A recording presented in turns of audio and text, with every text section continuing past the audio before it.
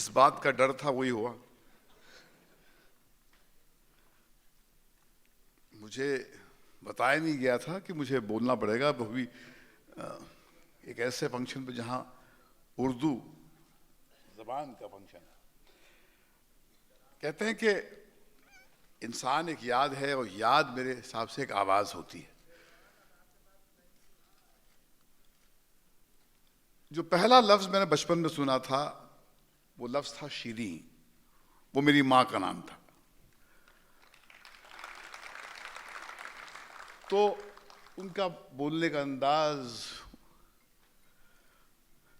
कहीं पर लगता है कि हड्डियों में जाकर बैठ गया है, खून में उतर गया उनकी आवाज। तो जब भी ऐसे फंक्शन होते हैं तो मैं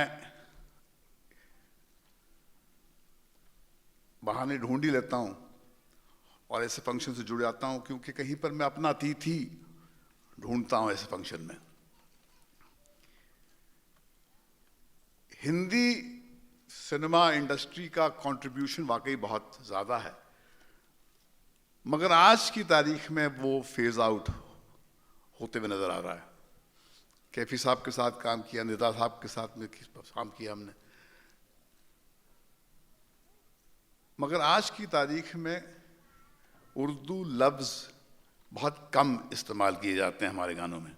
हम कोशिश करते हैं। सईद कादरी साहब हमारे एक दोस्त हैं जो जोधपुर में रहते हैं और वहाँ से हमें गाने भेजते हैं, तो हमने एक कोशिश की है, मगर एक मेजॉरिटी जो माइंडसेट फिल्म इंडस्ट्री का है वो रेजिस्ट करता है उर्दू लफ्ज़ों को, से वो कहीं पर डरता है। तो I think the answer, as they say, lies in reconnecting the generation now. Hindustan एक नौजवान मुल्क है और अगर इस यंगर जनरेशन को हम जोड़ें इस ज़बान के साथ में, और ये ज़रूरी नहीं है कि वो अरबिक स्क्रिप्ट से ही उर्दू पढ़ें, देवनागरी स्क्रिप्ट से भी पढ़ सकते हैं, रोमन इंग्लिश में भी पढ़ सकते हैं। हम तो रोमन इंग्लिश में पढ़ते हैं, मगर ये एक बहुत ही लंबा प्रोसेस है और ये पॉलिटिकल माहौल जो बनता जा रहा है उसमें ऑलमोस्ट नेक्स्ट टू इम्पॉसिबल हो गया है कि ये उम्मीद करना कि we will keep this language alive. मगर जब ऐसे फंक्शन होते हैं और हम देखते हैं कि कुछ लोग जुर्रत करके एक नई जान फूंकने की कोशिश कर रहे हैं ज़बान को ज़िंदा रखने के लिए, तो लगता है कि हाँ, ऑल इज़ नॉट लॉस्ट।